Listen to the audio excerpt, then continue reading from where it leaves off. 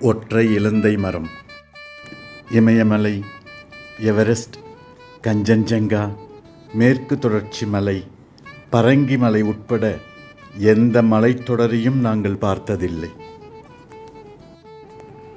எங்களுக்கு தெரிந்த ஒரே மலைத்தொடர் எங்களூர் நெய்வேலியில் நிலக்கரி தோண்ட மேல் மண்ணிலிருந்து அடிபாகம் வரை கரி தெரிகிற வரையில் தோண்டி வருகின்ற மண்ணை கொட்டி சிறு வெள்ளை மலைத்தொடராகவே காட்சியளிக்கும் மைன்ஸ் மண்மேடுதான் அது.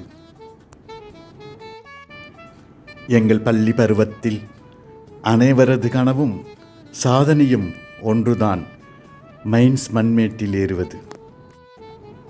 ஏறுவதற்கு தக்க சமயமும் வாய்த்தது. 10th A செக்ஷனில் சில நண்பர்கள் மைன்ஸ் மண்மேட்டில் இழந்த மரங்கள் அதிகம் என்றும் பறிப்பதற்கு ஆள் இல்லாமல் கீழே கொட்டி கிடப்பதாகவும், சில தினங்களில் அவர்கள் செல்ல இருப்பதையும் உளவுத்துறை நண்பர்கள் எங்களிடம் சொல்ல, அவர்களை முந்திக் கொண்டு செல்ல நண்பர்களுடன் திட்டமிட்டோம்.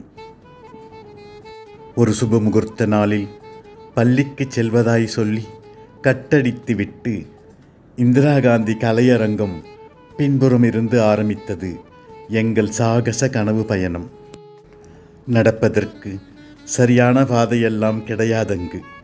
மழையும் வெயிலும் பட்டு பாறை போல் இறுகி கிடந்தது மண்.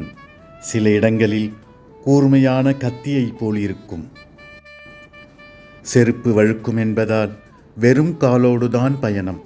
காலிலும் முழங்காலிலும் சிராய்த்து இரத்தம் எங்களை ஏக்கமாய் பார்க்க, சாகச வீரனுக்கு இதெல்லாம் சகஜம் என்று எச்சில் தொட்டு துடைத்து கொண்டு அரை மணி நேர பயணத்தில் எங்கள் கனவு தேசத்தை அடைந்தோம்.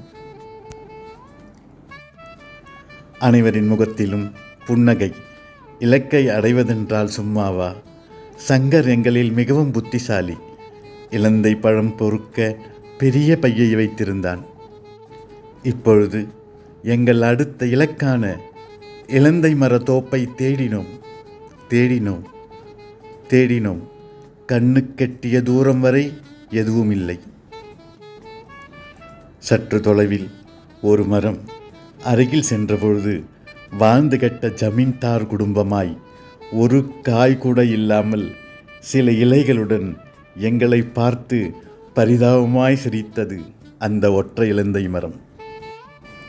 வெளியில் சொன்னால் கேவலம் என்று அடுத்த நாள் வகுப்பில் சொன்னோம்.